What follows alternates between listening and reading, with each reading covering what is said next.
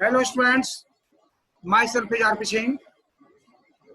Today I am going to start the solution of the exercise of third lesson of class 9 science. ये जो third lesson है जो हमने इसके इन text question सारे कर दिए हैं सॉल्व पिछले वीडियोज में। अगर आपने पिछले वीडियो नहीं देखे हैं तो उनको जरूर देख लें। और ये थर्ड लेसन जो एटम्स एंड मॉलिक्यूल्स जो दिया हुआ है एनसीईआरटी बुक का ध्यान रखिएगा। एनसीईआरटी बुक का सॉल्यूशन दे रहा हूं मैं आपको। एनसीईआरटी बुक का जो थर्ड लेसन है ये, इसका नाम क्या है देखिए आप, एटम्स एंड मॉलिक्यूल्स। इसके जो इन टेक्स्ट क्वेश्चन है वो सारे सॉल्व कर दिए हैं मैंने। अब ये पेज नंबर 43 से एक्सरसाइज स्टार्ट होती है। तो पेज नंबर 43 पर एक जो क्वेश्चन है वो देखिए, क्वेश्चन मैंने ये नोट करके रखा है पहले ही, इसको मैं सॉल्व करता हूँ। A 0.24 gram sample of compound of oxygen and carbon boron was found by analysis to contain 0.096 gram of boron and 0.144 gram of oxygen. Calculate the percentage composition of the compound by weight. Okay, इसको solve करते हैं। देखिए इसमें एक sample दिया हुआ है oxygen और बोरोन का। देखो कोई सैंपल है, ध्यान रखो इसमें सैंपल। इस सैंपल में क्या क्या है? इस सैंपल में ध्यान रखिएगा, एक तो है ऑक्सीजन, ठीक है ना, और एक क्या है बोरोन। ये दो चीजों का सैंपल है। इस सैंपल के अंदर ऑक्सीजन और बोरोन दो चीजें हैं। और जो सैंपल का जो मास है वो कितना है? सैंपल का मास है 0.24 ग्राम। और इसमें ऑक्सीजन कितनी है? ऑक्सीजन है इसमें देखिए, ऑक्सीजन 0.144 ग्राम है, 0.144 ग्राम। और बोरोन कितना है? बोरोन क्वेश्चन में दिया हुआ है 0.096 ग्राम, ठीक है ना। ये दोनों पहले ऐड करके देख लीजिए आप अगर आप देखना चाहें तो अपने संतुष्टि के लिए कि 0.24 ये बैठेगा नहीं बैठेगा, दोनों को टोटल करके देखिए। यहां मैं आपको ऐड करके दिखा दूं, 0.144 और 0.096, ठीक है ना। 4 और 6 को ऐड करेंगे 10 आएगा, कैरी ओवर 1 और 4 5 हो गया, और 9 14, कैरी ओवर 1 और 1 2 हो गया, यानी आ गया। देखिए ये 0.24 ग्राम आ गया, इसका मतलब सही है, मतलब इसमें अमाउंट कहीं कोई गड़बड़ी नहीं है। देखिए अब हमें परसेंट निकालनी है, तो परसेंट ऑफ ऑक्सीजन, देखिए परसेंट ऑफ ऑक्सीजन कैसे निकालेंगे? 0.24 ग्राम सैंपल में ऑक्सीजन कितनी है? 0.144 ग्राम। देखिए तो अमाउंट ऑफ, फॉर्मूला क्या लिखेंगे आप? अमाउंट ऑफ ऑक्सीजन, ठीक है ना, upon total amount of sample, या अमाउंट ऑफ सैंपल लिख दो, अमाउंट ऑफ सैंपल, और मल्टीप्लाई कितने से करेंगे? 100 से, क्योंकि परसेंट कर ले हो तो 100 से मल्टीप्लाई करना पड़ेगा। ये देखिए 0.144 अपॉन 0.24 इंटू 100। सिंपल कैलकुलेशन है, आप पॉइंट हटा लेंगे, 100 का मल्टीप्लाई कर लेंगे तो ये आ जाएगा, देखिए इतना आ जाएगा, ऊपर नीचे हो जाएगा 24, और 24 का डिवाइड लगाएंगे तो 24 6 जा होता है 144, तो 60% आ गया। ऑक्सीजन कितनी आ गई इसमें? ऑक्सीजन आ गई 60%। अब क्या निकालेंगे? बोरोन। तो देखिए परसेंट ऑफ बोरॉन। एक इसको कैसे निकालेंगे देखिएगा, amount of boron upon amount of sample, amount of sample. आप अमाउंट की जगह पे चाहो तो मास लिख लेना, क्वांटिटी लिख लेना,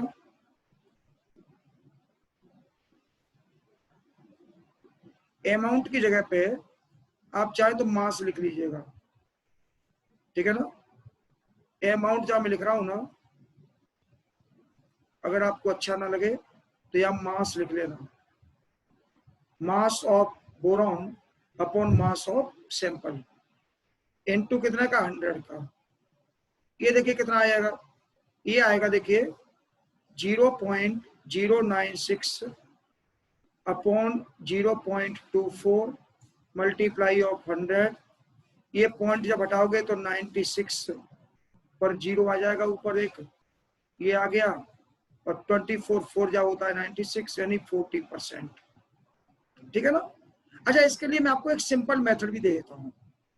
सिंपल मेथड क्या है, देखिए डायरेक्ट यहां से मैं कर देता हूं। यहां पर अगर ये मेथड आप इतना लंबा नहीं लगाना चाहते हैं तो देखिए परसेंट ऑफ बोरॉन, मतलब 1% को तो आप 100 का मल्टीप्लाई करके ऊपर जो फंडामेंटल फॉर्मूला दिया हुआ है उससे निकाल लीजिए आप, और दूसरे को जब दूसरा बचे, जो लास्ट बचे, तो पहले वाले को 100 में से माइनस कर दीजिए। 100 माइनस परसेंट ऑफ ऑक्सीजन, और परसेंट ऑफ ऑक्सीजन कितनी आई है 60, तो देखिए आ गई 40%। तो आपको जो मेथड अच्छा लगे वो कर लेना। मैंने यहाँ पे और का यूज किया है, दोनों मेथड की जरूरत नहीं है, आपको एक मेथड को ऐसा करना है। अब देखिए नेक्स्ट क्वेश्चन, नेक्स्ट क्वेश्चन देखिए। इसके बाद देखिए, when 3 gram of carbon is burnt in 8.8 gram of oxygen, 11 gram of carbon dioxide is produced. What mass of carbon dioxide will be formed when 3 gram of carbon is burnt in 50 gram of oxygen? Which law of chemical combination will govern your answer?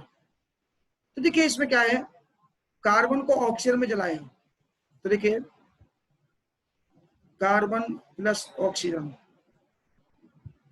तो कौन सी gas generate हुई, gas बनी CO2। Okay, अब देखिए इसमें क्या होगा, इन्होंने ये कहा कि 3 ग्राम कार्बन को आप जलाते हैं तो 8 और 8 ग्राम ऑक्सीजन लेते हैं तो 3 ग्राम तो 11 ग्राम बनती है CO2। देखिए 3 ग्राम कार्बन 8 ग्राम ऑक्सीजन, तो ये बनी 11 ग्राम CO2। क्या हुआ देखो, इसमें 3 को जब आप 8 में ऐड करोगे तो कितना आएगा, ये आएगा 11।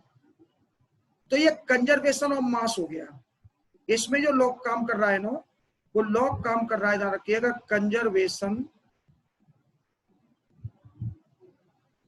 कंजर्वेशन ऑफ क्या, मास। मास जो है ना, जितना रिएक्टेंट का टोटल मास है C और O2 का, उतना ही टोटल करने के बाद जो बैठ रहा है वो CO2 का आ रहा है, ठीक है ना। तो 3 और 8 मिला के 11 होता है। अगर जो 11 से कम ज्यादा हो जाता तो कंजर्वेशन ऑफ मास नहीं होता। अब 3 और 8 को मिला के 11 बैठता है, और 11 ग्राम ही CO2 बन रही है, ठीक है ना।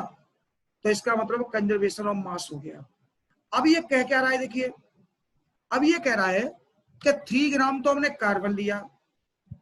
देखिए ये जो लाइन है ना, पहली वाली लाइन, ये लाइन तो आपको देखिए ध्यान रखिए गिवन है।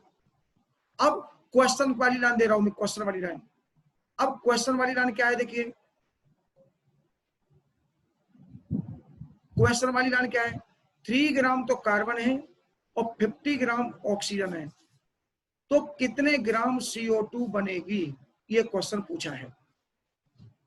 देखिए जब कंजर्वेशन ऑफ मास लग रहा है इसमें, तो क्या होगा,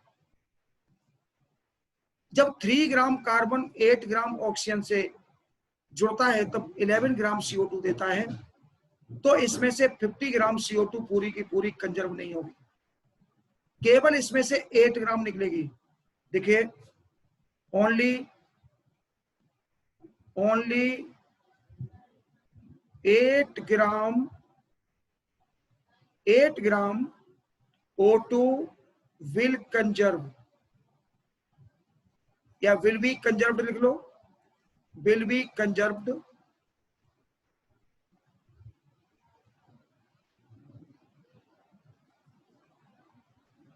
विल बी कंजर्व्ड, या बिल कंजर्व लिखो, या बिल बी कंजर्व सही है, कोई दिक्कत नहीं।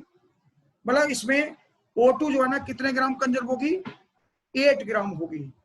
तो फिर बचेगी कुछ, जब 8 ग्राम होगी तो CO2 कितनी बनेगी, देखिए तो CO2 बनेगी, ध्यान रखिएगा 3 ग्राम कार्बन और 8 ग्राम ऑक्सीजन, कितनी 11 ग्राम CO2 बनेगी। और 50 ग्राम जो O2 ली थी वो देखिए रिमेनिंग, यानी O2 remaining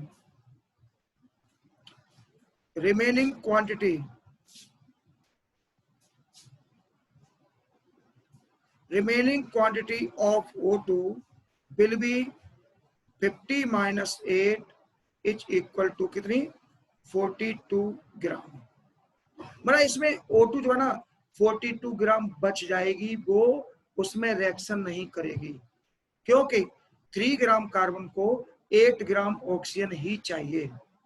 अब यहां पर भी देखिए थोड़ा सा अगर आप माइंड अपना लगाएं तो मैं इधर एक रिएक्शन के हिसाब से आपको और क्लियर कर देता हूं। देखिए C plus O2 is equal to CO2। C का एटॉमिक मास होता है, ध्यान रखिएगा 12, O का होता है 16 में 2 का मल्टीप्लाई करेंगे तो ये आएगा कितना 32, और C का होता है देखिए 12, O का होता है 16 और 2 का मल्टीप्लाई करोगे, ये पूरा ऐड करोगे तो कितना आएगा 44। इधर का आप देखिए, इनको ऐड करके देखिए, इनको ऐड कीजिए तो देखिए 12 प्लस 32 कितना निकल के आएगा 44। ये 44 ग्राम CO2 बन रही है, ये मास कंजर्वेशन ऑफ मास बोलेंगे। अब इन्होंने क्या दिया है, इन्होंने 12 और 32 नहीं दिया, इन्होंने 3 और 8 दिया है। क्या करेंगे देखिए, अब आप 12 में 32 में और 44 में एक मैक्सिमम नंबर का यानी HCF का डिवाइड लगाइए, और HCF इनका तीनों का होगा 4, तो 4 का जब डिवाइड लगाओगे तो 12 तो बन जाएगा 3 में, 4 3 या 12, 32 चेंज हो जाएगा किसमें 8 में, 4 8 या 32, और ये चेंज हो जाएगा 11 में।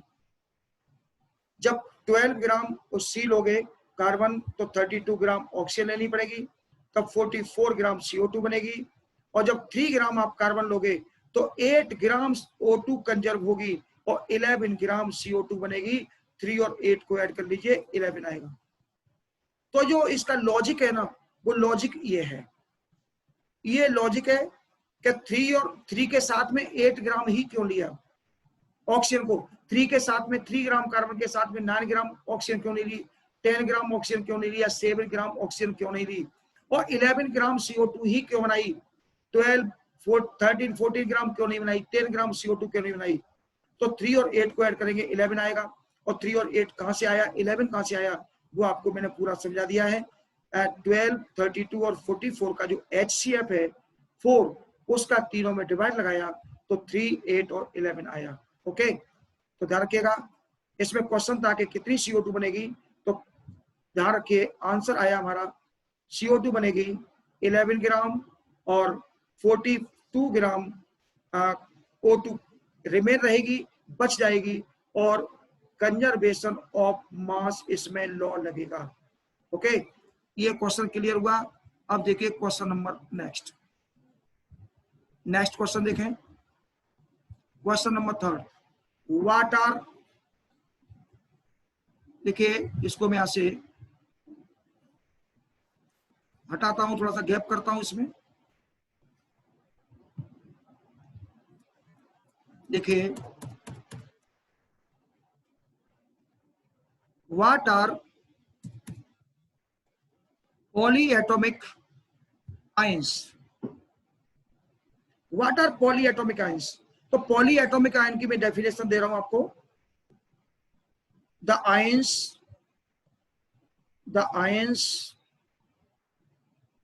which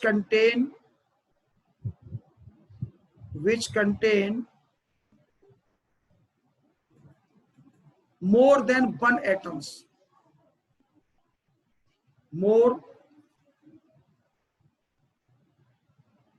which contain more than one atom are called, ध्यान रखिएगा, polyatomic ions. Polyatomic ions. Okay, example भी देना है। तो देखिए मैं एग्जाम्पल आपको देता हूं। पहले इधर मैं आपको अलग से मोनो एटॉमिक आयन और समझा देता हूं। वो एक क्वेश्चन में पूछा नहीं है, लेकिन मैं आपको अलग से दे रहा हूं। मोनो एटॉमिक आयन, आयंस जिसमें ओनली वन, जिन आयंस में ओनली वन एटम होगा वो मोनो एटॉमिक आयन कहलाएंगे। मोनो मींस वन होता है, रखिएगा। केमिस्ट्री में mono means one, di means two, tri means three, tetra means four, penta means five, ध्यान रखिएगा। तो जैसे क्लोराइड, ऑक्साइड, नाइट्राइड, ठीक है ना, फ्लोराइड। ओके, कुछ मैं कैटायन दे रहा हूं, ये एनायन हो गए ऊपर वाले, Na प्लस, एल्युमिनियम का आयन 3+, Mg पे 2+, एटसेट्रा। ये सब के सब मोनो एटॉमिक आयन है, क्योंकि इसमें एक एक एटम है। पहले देखिए क्लोराइड वाले में Cl का 1 है, इसमें ऑक्सीजन का 1 है, नाइट्रोजन का 1 है, F का 1 है, सोडियम का 1 है, एल्युमिनियम का 1 है, Mg का 1 है। So these are mono atomic ions. जो नेगेटिव वाले आयन हैं इनको हम ध्यान रखिएगा। एक चीज और आपको बता देता हूं, इनको हम एनायन बोलते हैं। क्या बोलते हैं? एनायन। और जो पॉजिटिव वाले होते हैं इन्हें क्या बोला जाता है? Cation. Positive charged ions are called cations, while negative charged ions are called anions. अब इसके देखिए एग्जांपल देता हूं। मोर देन वन एटम्स, देखिए कैसे। जैसे देखिए इसमें CO3 कार्बोनेट बोलते हैं इसको, -2 लगता है इस पर। NO3 इसे नाइट्रेट बोलते हैं, -1 लगता है, ठीक है ना। सल्फेट, इस पर -2 लगता है, सल्फेट बोलते हैं इसको, ध्यान रखिएगा। एसीटेट CH3 COO -1, इसको बोलते हैं एसीटेट। ओके, तो ये इसमें एटम देखिए, पहले वाले में देखो कार्बन का 1 है, ऑक्सीजन के 3 है, तो कुल मिला के कितने हो गए? 4 हो गए। कार्बन का 1, ऑक्सीजन के 3, इसमें 4 एटम हो गए। इसमें नाइट्रोजन का 1, ऑक्सीजन के 3, इसमें भी 4 हो गए। इसमें सल्फर का 1, ऑक्सीजन के 4, कुल मिला के 5 एटम हो गए। इसमें कार्बन के देखिए कुल मिला के 2 हो जाएंगे, 2 जगह पर कार्बन है। हाइड्रोजन के 3, 5 हो गए, 2 ऑक्सीजन के तो 7 हो गए। इसमें एक आदमी पॉजिटिव दे देता हूं, NH4 अमोनियम, इसको बोलते हैं अमोनियम। इसमें भी देखिए 5 एटम हो गए, एक नाइट्रोजन का, 4 हाइड्रोजन के। ओके, तो ये क्लियर हो गया होगा पॉली एटॉमिक आयंस। ओके, अब देखिए next question, question number 4। Write the chemical formulae of the following. Magnesium chloride. वैसे मैं फॉर्मूला बनाना आपको पिछले वीडियो में अच्छी तरह से क्लियर कर चुका हूं, लेकिन आज भी देखिए कुछ और क्लियर करते हैं इसमें। पहला देखिए मैग्नीशियम क्लोराइड, मैं पहले का आंसर दे रहा हूं। फर्स्ट, मैग्नीशियम, डायरेक्ट में फॉर्मूला नहीं लिखूंगा। मैग्नीशियम का चार्ज होता है +2 और क्लोराइड का चार्ज होता है -1, ठीक है ना, -1। और मैंने आपको बताया था ये वाला इधर आएगा, ये वाला इधर आएगा, और 1 लिखा नहीं जाता है, इसलिए फॉर्मूला क्या बनेगा? MgCl2। तो मैग्नीशियम क्लोराइड का फॉर्मूला क्या रहा, MgCl2। अब देखिए बी पार्ट, बी क्या है, कैल्शियम ऑक्साइड। कैल्शियम का Ca होता है सिंबल जिस पे पॉजिटिव 2 चार्ज लगता है, ऑक्सीजन का होता है O, ऑक्साइड पे माइनस का 2 लगता है, ठीक है ना। फिर आप अब जब मान लीजिए दोनों पे चार्ज जब सेम हो जाता है, positive 2 negative 2 positive 3 negative 3 suppose, तो किसी का चार्ज किसी पे नहीं आता है। या ऐसे मान लीजिए इसमें 2 का डिवाइड दे दिया, जब 2 का डिवाइड दे दिया तो कितना बचा, 1 बचा दोनों का। जब 1 बचेगा तो फिर इसका फॉर्मूला क्या आएगा, फॉर्मूला आएगा CaO। यार के Ca2O2 नहीं लिखेंगे, मतलब ऐसे नहीं लिखेंगे Ca2O2 ना, ये नहीं लिखेंगे, इसको ऐसे लिखेंगे, ध्यान रखिएगा। अब आता है सी पार्ट, देखिए कॉपर नाइट्रेट। कॉपर 2 प्रकार के नाइट्रेट देता है।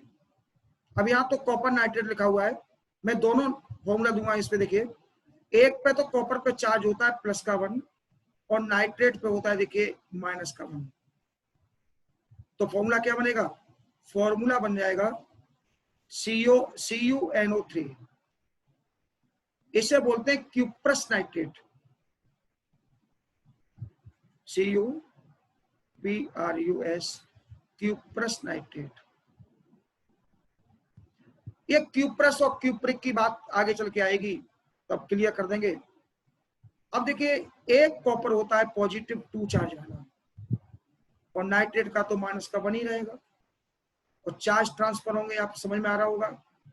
तो देखिए क्या फॉर्मूला बनेगा, CuNO3 को ब्रैकेट में लिखेंगे और यहाँ लगाएंगे -2 लगाएंगे, इसका नाम होता है क्यूप्रिक नाइट्रेट। क्यूप्रिक नाइट्रेट कम चार्ज वाले के साथ में अस लगाते हैं और ज्यादा चार्ज वाले के साथ में इक लगाते हैं। यहाँ कॉपर का चार्ज पॉजिटिव 2 है तो क्यूप्रिक आएगा, इक आएगा, और कॉपर वाले में कॉपर का चार्ज 1 है, कम है, तो क्यूप्रस आएगा, अस आएगा उसमें, क्यूप्रस नाइट्रेट और क्यूप्रिक नाइट्रेट। बोथ आर, ध्यान रखिएगा, both are copper nitrate, both are copper nitrate, okay, ध्यान रखिएगा। इसके बाद आता है डी। डी क्या है, देखिए मैं डी लिखता हूं इसको, देखिए एल्युमिनियम क्लोराइड। एल्युमिनियम का चार्ज पॉजिटिव 3, क्लोराइड का चार्ज -1, ये इधर आएगा, ये इधर जाएगा, तो फॉर्मूला क्या बनेगा, AlCl3। एल्युमिनियम क्लोराइड बोलेंगे इसको, AlCl3। लेकिन आगे चल के मैं आपको बता दूं, जब हम इसकी स्ट्रक्चर पढ़ेंगे, ये थोड़ी सी अभी आपके 9th लेवल की तो बात नहीं है, लेकिन आगे चल के जब इसकी स्ट्रक्चर पढ़ेंगे हम, तो इसका फॉर्मूला Al2Cl6 लिखेंगे।